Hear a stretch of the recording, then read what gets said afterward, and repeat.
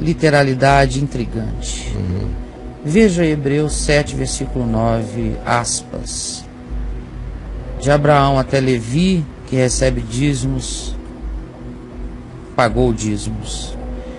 E depois, aí ele fecha a aparência, e depois, mudando-se o sacerdócio, necessariamente se faz mudança da lei. Fecha a aparência. O interessante é que as edições mais atuais excluem a preposição até. Está falando de edição, né? Gostaria de ouvir você falar nessa palavra. E assim dizer, também Levi, que recebe dízimos, pagou-os na pessoa de Abraão.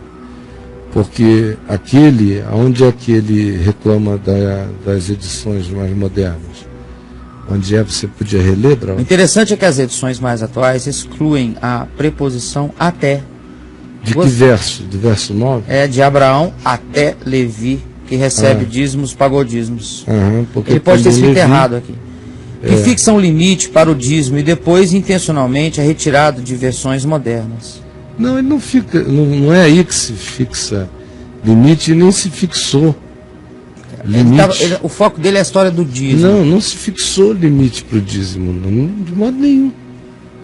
O povo é muito radical, eu fico vendo aí na internet essas fotos que mandam aí, tipo, abaixo o dízimo. Não é nada disso.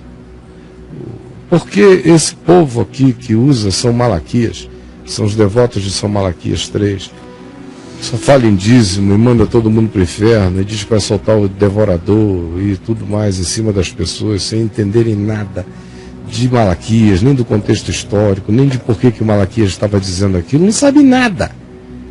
É um arrancar e jogar uma pedrada em cima do povo. Essa edição. Essa edição. Essa edição aí. Não sabe nada. Os editores do negócio. Nada, não sabe nada do contexto histórico, nada de nada.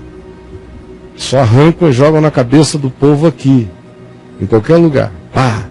Um negócio que é um assinte ser feito desse modo. Mas Jesus diz em Mateus 23, condenando os excessos do dízimo, da extorsão dos fariseus ou dos sacerdotes, ou do templo extorquindo as pessoas, ele diz que eles davam todos os dízimos do cominho, do endro, de todas as comidinhas, davam todos os dízimos e esqueciam os mais importantes preceitos da lei, que eram a justiça, o amor e a misericórdia. E Jesus disse, devias fazer estas coisas sem omitir aquelas. Então pratiquem a justiça, o amor, a misericórdia, sem deixar de trazerem os seus dízimos para a manutenção do que quer que seja. Isso ele falando com os que trazem.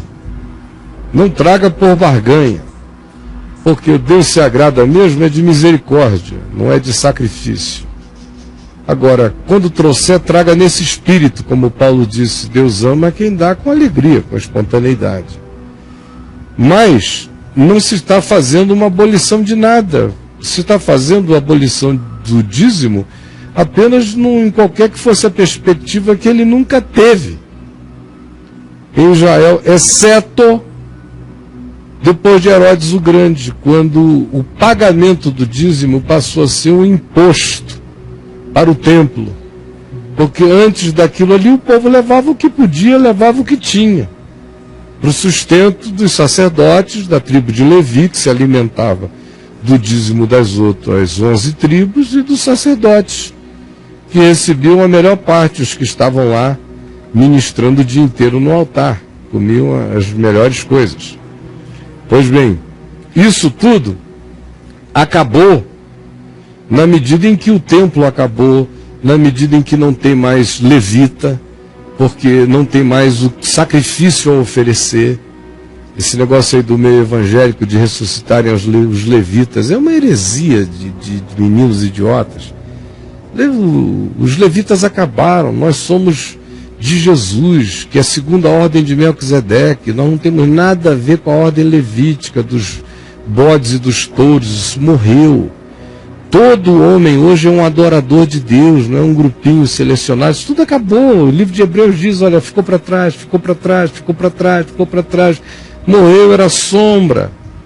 Nós somos discípulos de Jesus segundo a ordem de Melquisedeque, não segundo as linhagens do Velho Testamento, e inclusive tais linhagens em Jesus tiveram os seus arquétipos, os seus tipos, os seus modelos, as suas simbolizações cumpridas. Como eu já expliquei agora pela terceira vez, umas ele consumou, outras ele acabou e matou porque nos matava. Pois bem, sabendo disso, eu preciso entender que o que eu tenho, de fato, em Jesus, é tudo o que interessa a um ser humano nesse mundo ter, para ele compreender qual é o significado de qualquer coisa. E no que tange ao dízimo, a mesma coisa. Porque eu não sou mais chamado a dar o meu dízimo, como os contemporâneos de Malaquias o foram por ele naqueles dias. Nem vivo sob nenhuma dessas ameaças. O dízimo para mim é uma medida muito pequena, é só 10% do que eu ganho. Eu sou chamado no Evangelho a não ter taxações dentro de mim, a dar segundo a generosidade. Então quem estabelece um dízimo já botou um limite para uma generosidade. Então tem que ser de acordo com o que eu posso, de acordo com o que eu tenho, de acordo com o que Deus propõe no meu coração, de acordo com as minhas próprias prioridades. Eu vou dando oferta e praticando esse culto o dia inteiro. Quando eu ajudo alguém em algum lugar, eu estou botando no gasofilácio do amor.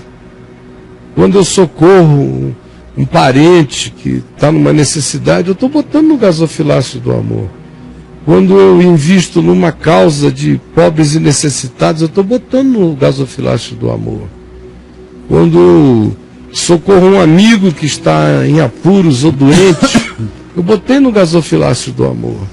Assim como também eu, quando ponho no gasofilácio na cesta da reunião que eu frequento, e se eu vejo que aquele é um grupo que tem compromissos sérios e tem projetos com os quais eu concordo, eu boto tanto mais quanto eu possa e tanto mais quanto eu tenha confiança nos destinos que aquilo ali ganha-se. São pessoas honestas mesmo, que dizem e fazem conforme estão propondo. Mas não é por causa de uma taxação dizimal no Novo Testamento, é por causa de uma gratidão. Até porque, como eu disse, nós somos discípulos de Jesus segundo a ordem de Melquisedeque, e Abraão, que é o pai dessa ordem levítica de Hebreus, pagou o dízimo a Melquisedeque, significando dizer que nessa nova ordem onde eu estou, e todos nós que estamos em Cristo estamos, todo mundo traz o que tem e dá com gratidão também. Porque a religião impõe isso como dízimo. O Evangelho diz que isso é uma graça, é um privilégio, não é uma obrigação, não é por causa do devorador, é por causa de eu vencer a avareza no meu coração, e é por causa da necessidade concreta de uma outra pessoa, de um irmão. A religião diz que a gente faz isso para aplacar a fúria divina. Sim. Quanto a não nos visitar com maldições materiais. O Evangelho diz que a gente faz isso por gratidão à riqueza espiritual de Deus em nós. Tenhamos nós dinheiro ou não. Como lá em 2 aos Coríntios 8 e 9, quando o pessoal da Macedônia, lá de Tessalônica, na pobreza, doaram mais do que quem tinha. Superabundou da muita pobreza deles a riqueza espiritual que transformou a pobreza deles numa grande dádiva material para outros. Então no Novo Testamento o espírito é outro, não tem nada como cobrança, nem como barganha, nem como sacrifício, nem como aplacamento divino. Tem como expressão de gratidão, de amor, de alegria, de satisfação, como vitória da minha consciência sobre o meu egoísmo, sobre a minha avareza, sobre o meu ensimesmamento. Tem a ver com um estender da minha visão para além dos meus braços. Há coisas que eu posso fazer, há outras coisas que estão para além de mim, mas merecem ser feitas. E eu vou investir e vou ajudar a fazer. Tem a ver com causas que eu acho que são causas da vida e que eu quero ajudá-las a se manterem. e invisto nelas, mas a liberdade na consciência do Novo Testamento é essa. E ninguém tem que se sentir culpado porque tenha pegado, não o dízimo, mas mais até do que o dízimo. O dízimo, eu repito, é muito pouco para a gente praticar generosidade na vida. Mas pegar o que pode. Isso aí fazendo graça de Deus por aí. Sim. Onde cada necessidade humana que eu atendo é um gasofilácio divino. É um altar. Como lá em Lucas, no capítulo 10, na história do bom samaritano, toda a descrição daquela história ali. O homem vem descendo de Jerusalém a Jericó, encontra o outro caído à beira do caminho. O sacerdote passa, o levita passa, é o samaritano herege que para, porque andava no seu próprio caminho, ou seja, ele tinha dentro dele um caminho de socorro, de misericórdia, de solidariedade. Ele tinha olhar para ver quem estava diante dele, andando no seu próprio caminho, parou. E aí tudo mais que se descreve ali faz parte de elementos de libação de um culto. Jesus transformou aquela estrada num altar. Quando o homem derramou vinho, óleo no corpo, da oferta, o próximo era o holocausto. Aquele era um momento de encontro de graça, onde ele traz os elementos de libação, como vinho e azeite, para aquele encontro de graça, naquele altar, na presença de Deus. Aquele era o culto. O culto do sacerdote que passou correndo não aconteceu.